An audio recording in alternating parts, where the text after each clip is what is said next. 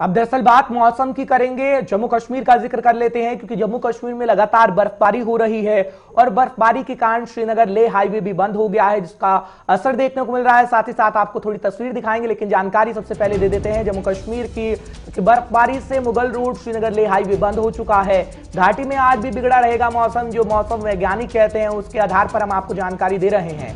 8 दिसंबर को जम्मू संभाग में भारी बारिश होने की भी संभावना जताई गई है। मौसम विभाग ये कह रहा है गुलमर्ग में कड़ाके की ठंड भी पड़ सकती है। तो जिस तरह से आपको अहम जानकारी दे रहे, जहां बर्फबारी से मुगल रोड श्रीनगर ले हाईवे बंद हो गया है, उसी को लेकर के अब ये कहा जा रहा है कि 8 दिसंबर को भारी बारिश की जो संभावना है जम्मू संभाग में वो भी जताई जा रही। तो 8 दिसंबर को भारी बारिश हो सकती है। वहीं घाटी में आज जो मौसम है वो बिगड़ा हुआ नजर आने वाला है। तो लगातार अहम जानकारी आप तक पहुंचा रहे हैं। जिस तरह से सर्दियों का मौसम शुरू हो गया, उसको लेकर के ये जानकारी आपको देना अहम हो जाता है, क्योंकि बर्फबारी से मुगल रोड श्रीनगर ले हाईवे जो है वो बंद हो गया है और घाटी में मौसम बिगड़ने का जो अनुमान है वो आज लगाया जा रहा है कि सर्दियों के मौसम को देखते हुए मौसम के हिसाब से आज का जो माहौल है वो बिगड़ा हुआ दिखने वाला है।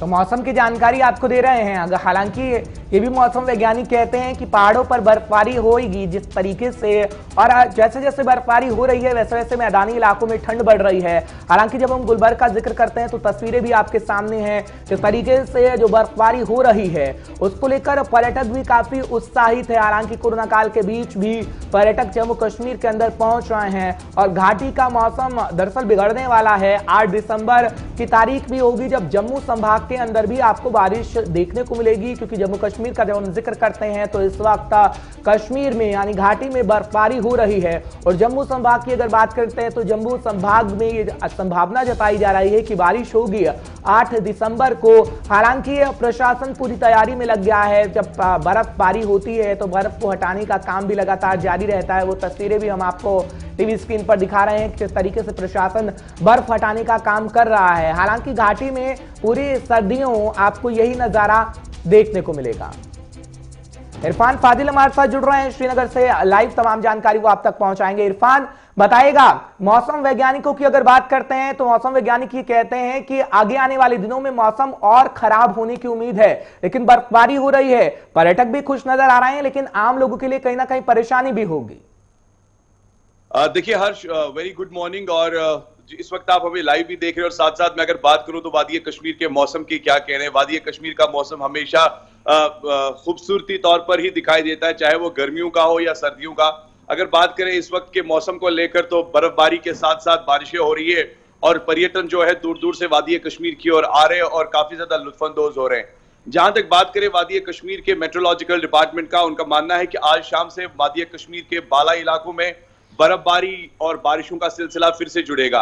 अपर रीचेस को लेकर एक अच्छी खासी स्नोफॉल होगी और साथ ही साथ मे प्लेन्स को लेकर भी हल्की बर्फ हो सकती है और इसके साथ साथ बारिशें भी हो सकती है। रही बात तापमान को लेकर तो आज 1.73 जो है उसे रिकॉर्ड किया गया है और गुलमर्ग में 3.5 के करीब यानी 3.7 टेम्परेचर जो है उसे रिकॉर्ड किया गया है।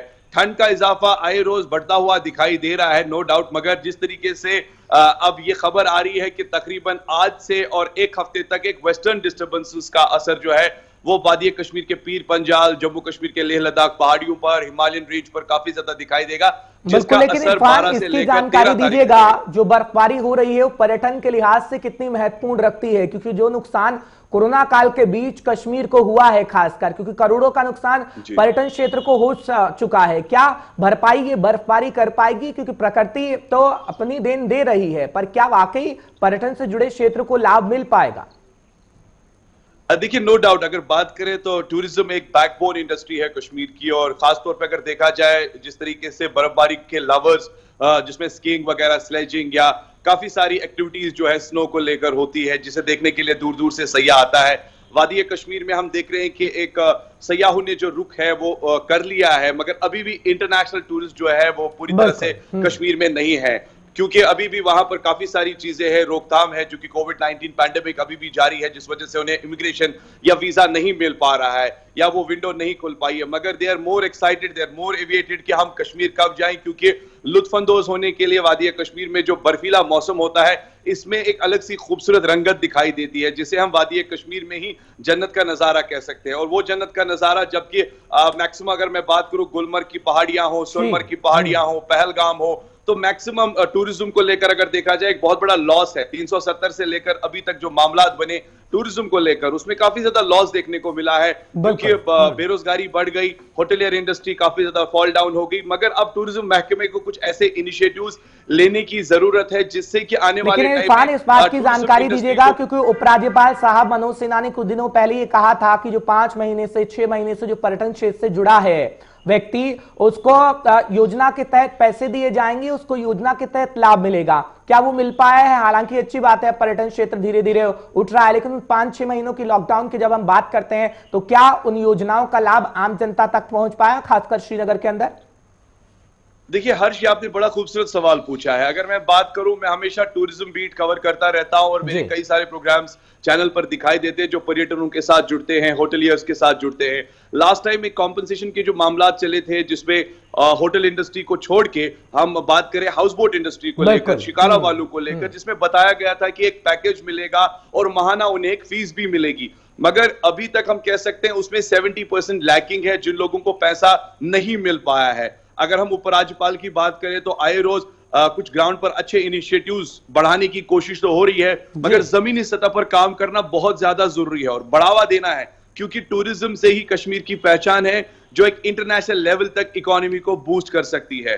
हर्ष, बिल्कुल, लेकिन उपराज्यपाल साहब कह रहे थे, क्योंकि जब हम जम्मू कश्मीर का जिक्र करते हैं इरफान, तो वो कह रहे थे कि पैसा गरीब जनता तक पहुंचेगा, खासकर जब वो आए हैं उपराज्यपाल बनके। लेकिन जो बीच का पैसा था, जो सरकार से पहुंचते पहुंचते आम जनता तक नहीं पहुंच पाता था, भ्रष्टाचार की भेंट चढ़ जाता था, क्या वही तस्वीर इस बार भी देखने को मिलेगी या तस्वीर बदलेगी? क्योंकि उपराज्यपाल साहब दावा वादा कर रहे हैं कि आम जनता को हम भरोसा दिला चुके हैं। हमें याद है कि जब यहाँ पर सत्यपाल जी लेफ्टिनेंट गवर्नर थे, तो उस वक्त उन्होंने एक बात प्रेस कॉन्फ्रेंस में कही थी कि कहा था कि मैं एक पिटारा लेकर आया हूं और उस सारे पिटारे को खोल के और खाली करके जाऊंगा, और उस पिटारे में जो है करप्शन का मामला खत्म होगा और आम जनता को राहत मिलेगी, जिसमें टूरिज्म की बात भी कही गई थी। मगर आजकल जिस तरीके से एक्टिविटीज हो रही है, हम देख रहे हैं कि मनोज सिन्हा जी जिस तरीके से वर्कआउट कर रहे हैं, जिस तरीके से वो अलग अलग गांव शहरों में दौरा कर रहे हैं और हर एक चीज को लेकर फोकस, चाहे वो स्पोर्ट्स को लेकर बात करें, चाहे वो अभी आप देख लीजिए जो डीडीसी इलेक्शंस हो रहे हैं या इससे पहले जो बीडीए इलेक्शंस हुए, या अगर बात करें टूरिज्म को लेकर, आए रोज उनमें एक अलग सी रुचि हम देख रहे हैं। चलिए, उम्मीद की जा सकती है इरफान की कुछ बदली हुई तस्वीर जम्मू कश्मीर की देखने को मिले, जो दावे वादे किए गए हैं। बहुत बहुत शुक्रिया तमाम जानकारी हम तक पहुंचाने के लिए। अपडेट